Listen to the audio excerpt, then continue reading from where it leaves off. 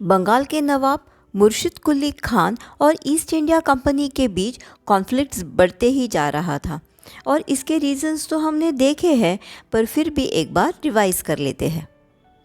Britishers अपने goods को protect करने के लिए फोर्टिफिकेशन करते थे, मतलब किलाबंदी करते थे। तो ये बंगाल के राजा को बिल्कुल पसंद नहीं था और उनकी आर्मी और सोल्जर्स जो फोर्ट के प्रोटेक्शन के लिए आए थे, ये तो और भी मंजूर नहीं थे। कंपनी के ऑफिसर्स उनके प्राइवेट ट्रेड के ऊपर टैक्स नहीं देते थे और औरंगज़ेब ने दिए हुए फरमान का मिसयूज़ करते थे। इसलिए बंगाल के राजा और ब्रिटिशर्स के बीच कॉन्फ्लिक्ट्स तो बढ़ना ही था। चलिए मुर्शिद कुली खान का थोड़ा बैकग्राउंड समझ लेते हैं। बंगाल ये औरंगज़ेब के राज का हिस्सा था और मुर्शिद कुली खान बंगाल के दीवान।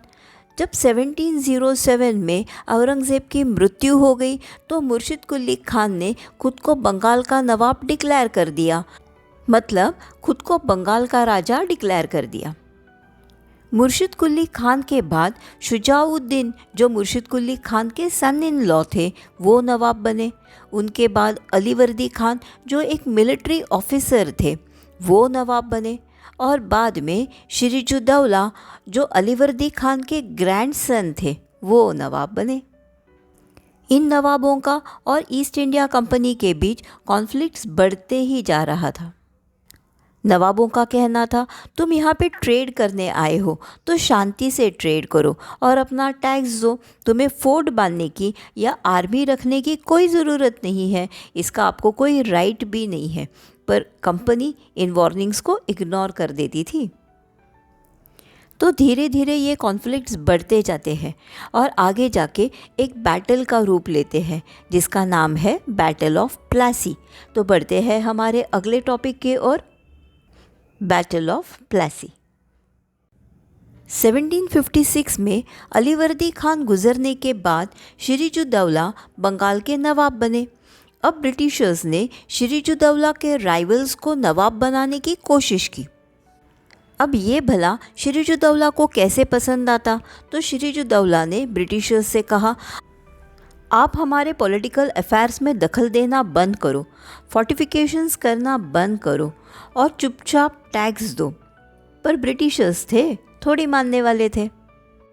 उन्होंने तो सिराजुद्दौला के वार्निंग्स को इग्नोर कर दिया। मुर्शिदाबाद के कासिम बाज़ार में ब्रिटिशर्स की फैक्ट्री थी, तो नवाब ने 30,000 सोल्जर्स लेके ब्रिटिशर्स के फैक्ट्री पर मार्च किया। ऑफिशियल्स को कैप्चर किया, वेयरहाउस को लॉक किया, फोर्टिफिकेशन निकाल डाला, शिप्स को ब्लॉक किया और ब्रिटिशर्स के फोर्ट का कंट्रोल ले लिया।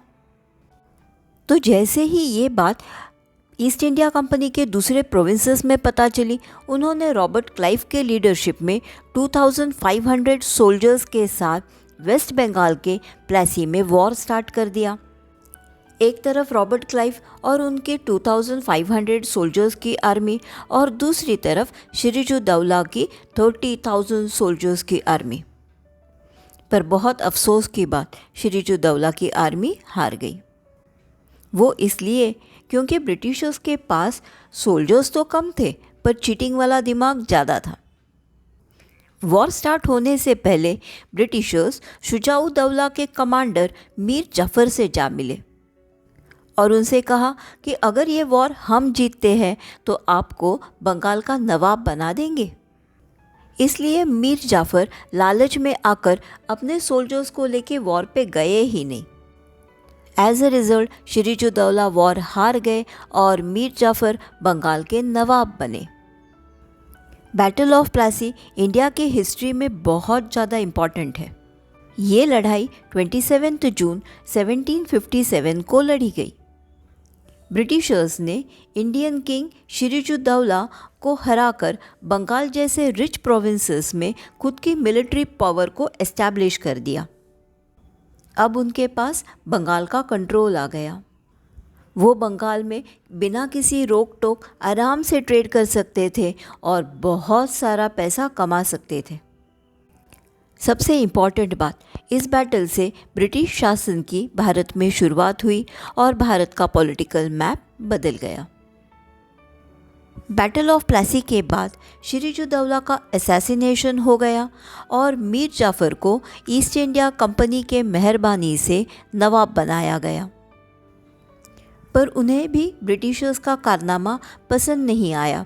जब उन्होंने प्रोटेस्ट करने की कोशिश की तो ब्रिटिशर्स ने उनके सन इन लॉ मीर कासिम को नवाब बना दिया। अब मीर कासिम को भी ब्रिटिशर्स की हरकतें पसंद नहीं आती, इसके लिए ब्रिटिशर्स और मीर कासिम के बीच कॉन्फ्लिक्ट बढ़ते गया और आगे जाके एक और बैटल का रूप ले लिया, जिसका नाम है बैटल ऑफ बुक्सार। इसके बारे में पढ़ेंगे हम अगले सेशन में। बैटल ऑफ बुक्सार के बाद बंगाल में ब्रिटिशर्स को रोकने टोकने वाला कोई नहीं था। 1765 में मीर जाफ़र गुजर गए और कंपनी ने खुद को बंगाल का दीवान डिक्लेयर कर दिया।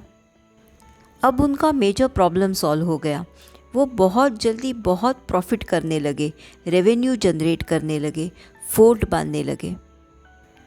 कंपनी के पास बहुत पावर और अथॉरिटी आ गई। अब कंपनी का हर सर्वेंट खुद को नवाब समझने लगा। 1743 में रॉबर्ट क्लाइव इंडिया आए। तब वो सिर्फ 18 साल के थे। 1767 में उन्होंने इंडिया छोड़ दी। इस दौरान उन्होंने करीब करीब 4 लाख पाउंड्स का फॉर्च्यून बना लिया था, मतलब इतनी संपत्ति जमा कर ली थी, जो आज के टाइम में 100 मिलियन रुपीस से ज़्यादा है। इंटरेस्टिंगली रॉबर्ट क्लाइव 2 बार बंगाल के गवर्नर बने और मज़े की बात यह है कि रॉबर्ट क्लाइव को बंगाल का गवर्नर इसलिए बनाया गया ताकि वो करप्शन रोक सके। इंग्लैंड के लोगों को भी रॉबर्ट क्लाइव पर सस्पिशन था कि उन्होंने ईस्ट इंडिया कंपनी का पैसा पॉकेट किया है, अपनी जेब में डाला है। ब्रिटिश पार्लियामेंट में भी उन पर करप्शन के चार्जेस लगे, पर रॉबर्ट क्लाइव एक्विट हो गए, मतलब बरी हो गए। और ऐसे कहते हैं 1774 में उन्होंने सुसाइड किया। वैसे भी हर ब्रिटिश ऑफिसर ने रॉबर्ट क्लाइव के जैसे फॉर्च्यून नहीं बनाया। हर ब्रिटिश ऑफिसर करप्ट नहीं था, पर बहुत से ऑफिसर्स साधारण बैकग्राउंड से आते थे, जो इतना ही चाहते थे कि इंडिया से लौटने के बाद ब्रिटेन में एक कंफर्टेबल लाइफ जिए। कुछ यहाँ पे डिसीज़ और वॉर के वजह से जल्दी मर गए, तो कुछ ने बहुत सारा पैसा कमाया और ब्रिटेन में एकदम नवाबों वाले स्टाइल में जिए। उन्हें नाबोब्स कहते थे, मे बी नवाब का इंग्लिश वर्जन। अभी तक हमने पढ़ा कि कैसे ईस्ट इंडिया कंपनी भारत आई, कैसे छोटी छोटी चीज़ें मिलकर एक बड़े युद्ध का कारण बनी, पर अभी भी ब्रिटिशर्स के पास सिर्फ इंडिया का एक छोटा सा हिस्सा था और उनका इरादा पूरे इंडिया पर रूल करने का था। ब्रिटिशर्स ने ये कैसे किया, जानेंगे हमारे अगले टॉपिक में, कंपनी रूल्स एक्सपांड।